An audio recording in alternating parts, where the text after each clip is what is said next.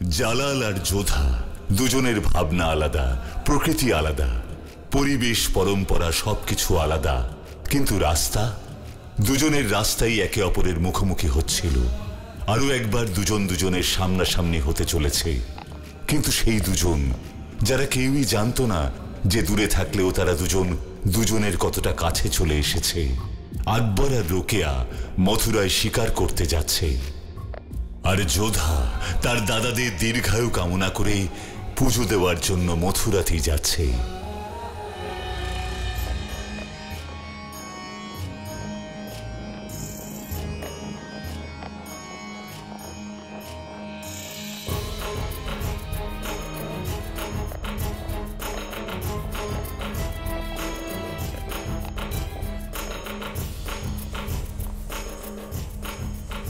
আরে দাঁড়াও দাঁড়াও, পালকি দাঁড় করো। এই পালকি কেন থামালে? রাজকুমারীর হুকুম।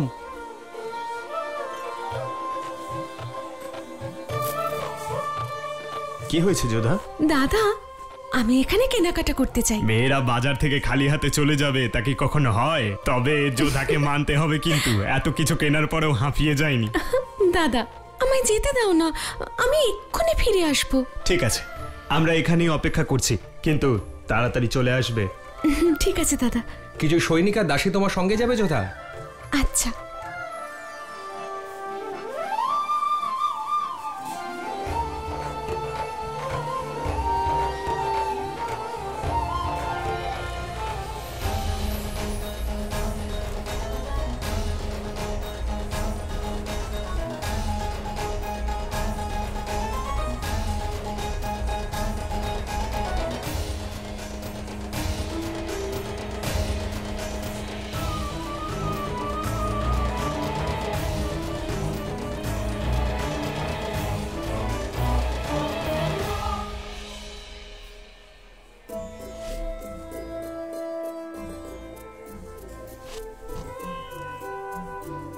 এটার কত দাম?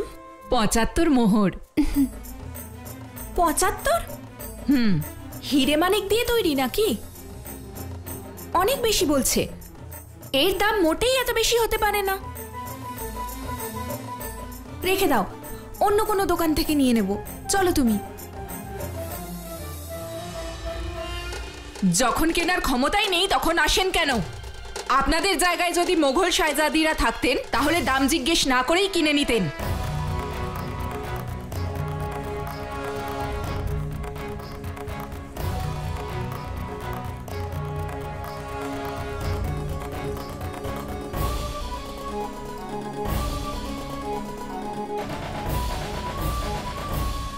কি বললেন আপনি? কেন শুনতে পাননি? এই সব কাজের কদর শুধু মোগলরাই দিতে জানেন, আর এই ওড়না মোগল বাদশার বেগমকেই মানাবে। এটার কত দাম বলছিলেন যেন? ৭৫ ছিল, এখন ১৫০। আরে এ তো ঠিক নয়। মতি, এই নিন ১৫০ মোহর। বাহ, এই তো রাজকুমারীর মতন কথা।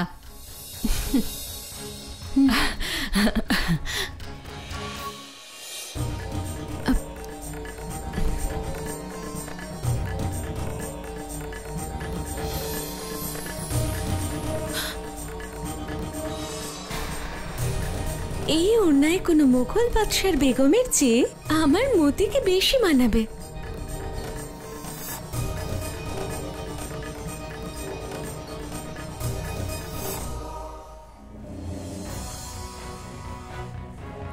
রাজকুমারীরা মুঘল সাম্রাজ্যের শাহজাদিদের থেকে কিছু কম নয়, এই কথাটা আপনি মনে রাখবেন।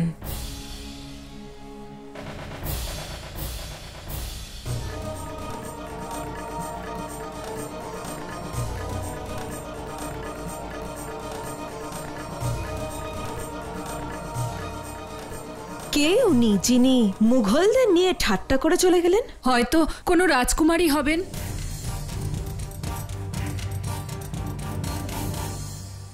সাহিংসা শিকারের জন্য প্রস্তুত।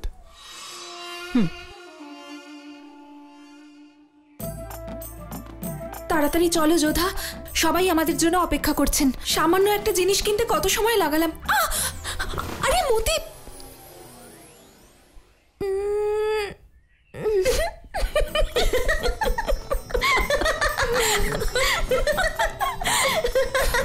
ওঠো ওঠো মতি, উঠে এসো। আমাকে দেখে খুব হাসি পাচ্ছে তোমার, তাই না? আরে না না, তোমায় দেখে হাসি পাচ্ছে না আমার, এই 150 মোহরের এই ওড়নাটা দেখে আসছে। দেখো কি অবস্থা হলো। ওনার জন্য কত চিন্তা, আমার জন্য নয়। দেখো আবার কাঁদতে শুরু করো না। আরে দেখো ওখানে একটা জলাশয় আছে, তুমি বরং ওখানে গিয়ে তোমার মুখ আর এই ওড়নাটা ধুয়ে নাও। যাও তাড়াতাড়ি করো।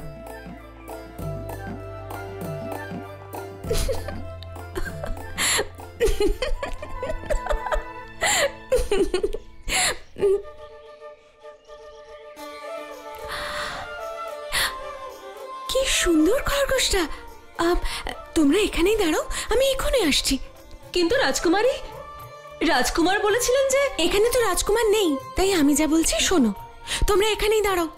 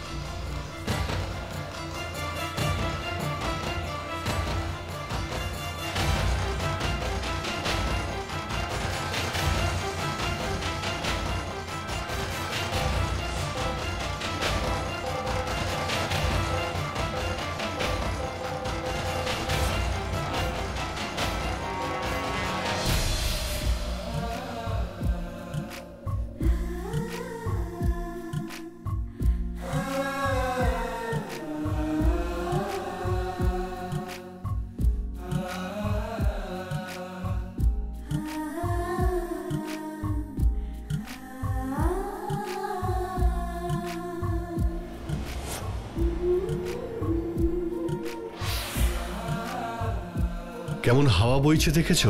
মনে হচ্ছে আবহাওয়া বদলাতে চলেছে। কিন্তু আজ এই হরিণের ভাগ্য বদলাবে না। আজ এর ভাগ্যে আমার হাতে মৃত্যু লেখা আছে।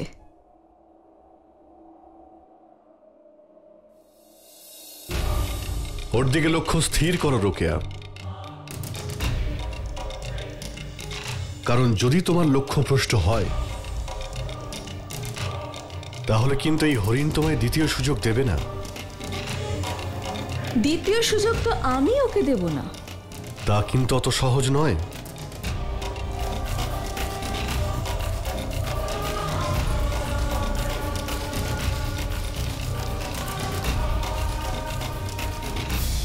কিন্তু কিছু তো আছে রোকেয়া, অনুভব করো তাকে। মনে হচ্ছে যেন হাওয়ায় কিছু মিশে রয়েছে।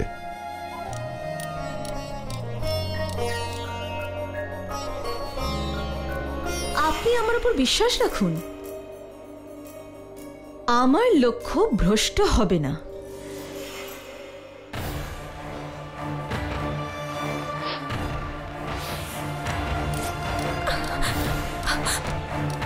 হে ভগবান, উনি তো একে মেরেই ফেলবেন, আমাকে সাহায্য করুন। এর আগে যখন আমি লক্ষ্য স্থির করছিলাম আমি একটু ভয় পেয়েছিলাম। আপনি হঠাৎ চঞ্চল হয়ে উঠেছিলেন। মুহূর্তের জন্য মনে হলো আপনার হয়তো হৃদয় আছে। আবার সেই কথা। আমার যে হৃদয় নেই তা শুধু তুমি কেন, এ তো সকলেই জানে।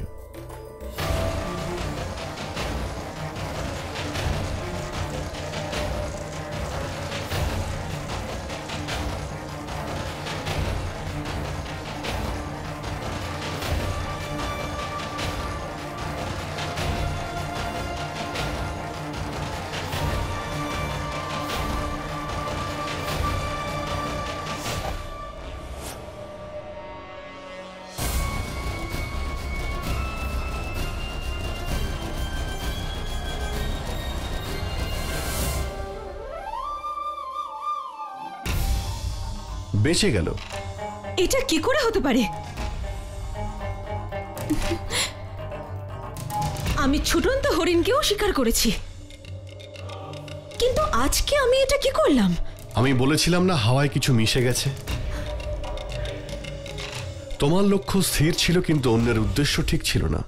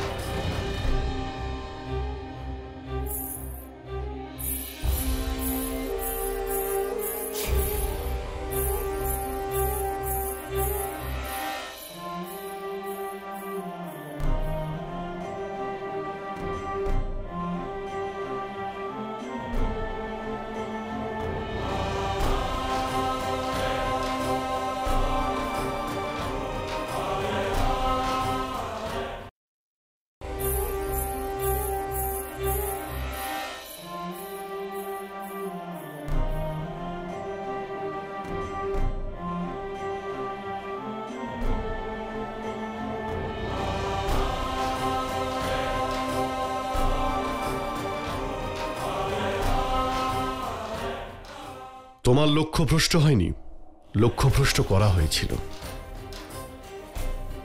প্রাণীরা আগুন দেখে ভয় পায়, তাই এখানে কেউ আগুন লাগিয়েছিল ওকে বাঁচানোর জন্য। কার এত বড় স্পর্ধা? তা আমি জানি না, কিন্তু আমি তাকে পালাতে দেখেছি। তুমি যাকে মারতে চাইছিলে সে তাকে বাঁচাতে চাইছিল। সে জিতে গেছে। কি করে জিতবে? ওর তো সাহসই নেই। যদি আমার সামনে আসতো তাহলে ওকেই শিকার করতাম আমি। মনে হচ্ছে এর থেকে বড় শিকার আমাদের জন্য অপেক্ষা করছে।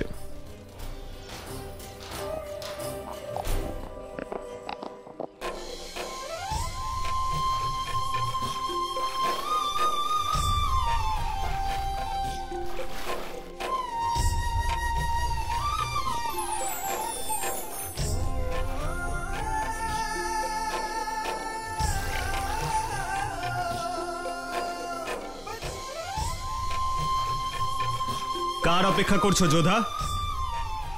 সোজামলের জন্য অপেক্ষা করার কোনো প্রয়োজন নেই। ও এখানে কোন মুখে আসবে? রাজদ্রোহী ও। যে নিজের রাজধর্ম পালন না করতে পারে সে তার বোনের জন্য কি ধর্ম পালন করবে? এসো আমাদের পুজো সম্পন্ন করি।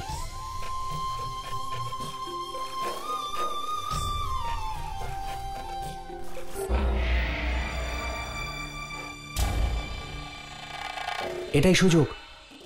ওরা খালি হাতে আছে। আমাদের পূর্বপুরুষদের এই আমেরের লোকেরাই মেরেছিল। আজ ওদেরকে ছাড়বো না। ঘিরে ফেলো ওদের।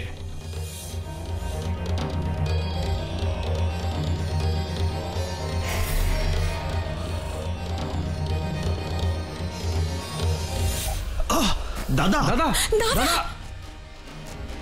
আমাকে ছাড়ো, যোধাকে সামলাও তাড়াতাড়ি। হ্যাঁ দাদা।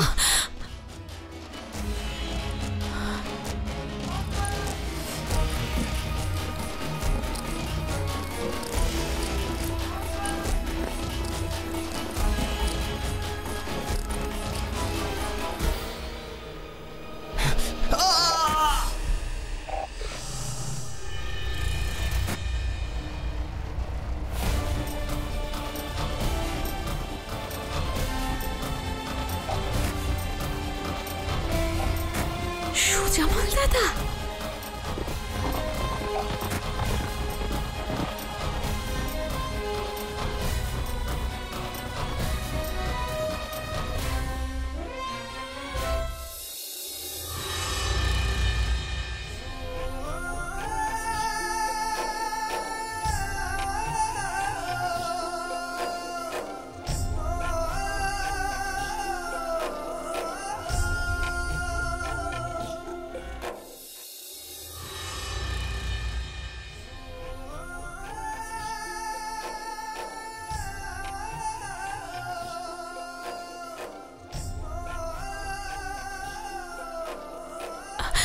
খুব ভালো হয়েছে দাদা তুমি এসেছো।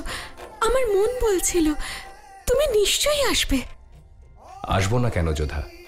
তুমি দাদাদের জন্য পুজো করেছো আর দাদা আসবে না তা কি করে হতে পারে?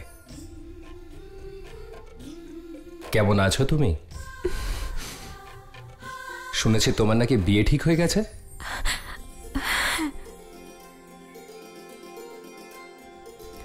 তোমার মনে আছে দাদা, ছোট থেকে তুমি একটা কথা বলতে যে আমার স্বামী তুমি নির্বাচন করবে।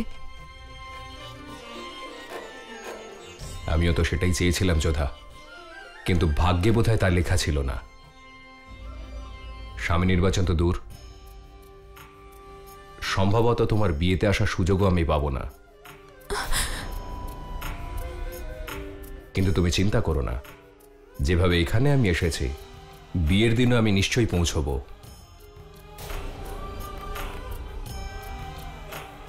আর সব থেকে বেশি আনন্দ আমিই করব। এই জায়গাটা নিরাপদ নয় যোধা, আমাদের ফিরে যাওয়া উচিত। যেখানে সুজামল দাদা আছে সেখানে আমার কোনো বিপদ হবে না দাদা। বোন দাদাকে কত ভালোবাসে, আর দাদাকে দেখো খালি হাতে চলে এলো বোনের সঙ্গে দেখা করতে। আজকের এই শুভ দিনে দাদাদের প্রাণের থেকে বড় উপহার আর কি হতে পারে? যোধাকে উপহার হিসেবে তোমাদের সকলের প্রাণদান করলাম আমি। এ উপকার তুমি যোধার করেছো দাদা, আমাদের নয়। যদি যুদ্ধ হয় আমরা তোমাকে ছাড়বো না। যুদ্ধ তো হবেই, আর আমের যদি আমি ফেরত না পাই তোমাদের কাউকেই আমি ছাড়বো না। কিন্তু দুঃখের কথা, তোমাদের বাঁচাতে যোধা সেদিন ঢাল হয়ে দাঁড়াবে না। তুমি আমাদের দাদা নও, রাজদ্রোহীর সঙ্গে আমাদের কোনো সম্পর্ক নেই। বিদ্রোহ তো তুমি করেছো, অধিকার তুমি কেড়েছো আমার, আর তা ফিরিয়ে দেবার জন্য তৈরি হও তুমি। তুমি আমাদের দাদা নও, রাজদ্রোহীর সঙ্গে আমাদের কোনো সম্পর্ক নেই। বিদ্রোহ তো তুমি করেছো, অধিকার তুমি কেড়েছো আমার, আর তা ফিরিয়ে দেবার জন্য তৈরি হও তুমি। যোধা, একটা কথা দিতে হবে যে তুমি আমাকে নিরাশ করবে না। আদেশ করো দাদা। আমাদের ভাইয়েদের মধ্যে যখন যুদ্ধ হবে তখন তুমি মাঝখানে আসবে না।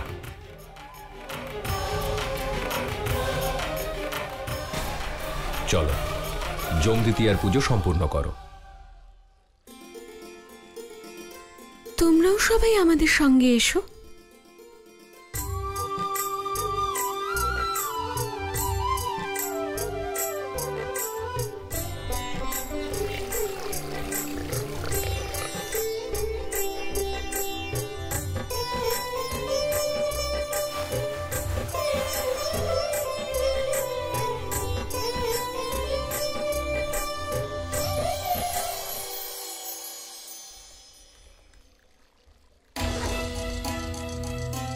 পরের সাক্ষাৎ আমাদের যুদ্ধের ময়দানে হবে। প্রস্তুত থেকো, আমি আমার আমের ফেরত নিতে খুব তাড়াতাড়ি ফিরে আসবো।